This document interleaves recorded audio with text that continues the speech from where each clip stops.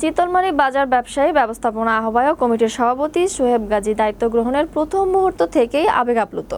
তিনি এই দায়িত্বকে শুধু ব্যক্তিগত অর্জন নয়, বরং সামাজিক সেবার একটি সুযোগ হিসেবে দেখেছেন।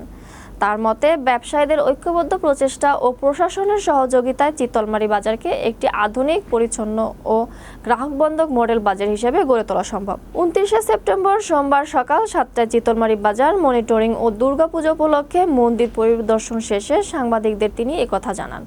নতুন নেতৃত্ব হিসেবে তাৎক্ষণিক অগ্রাধিকার প্রসঙ্গে সোহেব গাজী জানান, তিনি বাজারকে শৃঙ্খলার মধ্যে নিয়ে আসতে কঠোর ভূমিকা রাখবেন।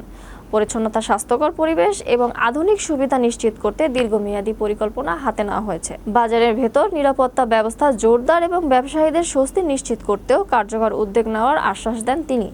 স্থানীয় প্রশাসনের সঙ্গে সমন্বয় রেখে আইনশৃঙ্খলা বজায় রাখার পাশাপাশি তিনি ক্রেতা বিক্রেতাদের জন্য বাজারকে আরও স্বাচ্ছন্দ্যময় করার নতুন পদক্ষেপের কথাও তুলে ধরেন।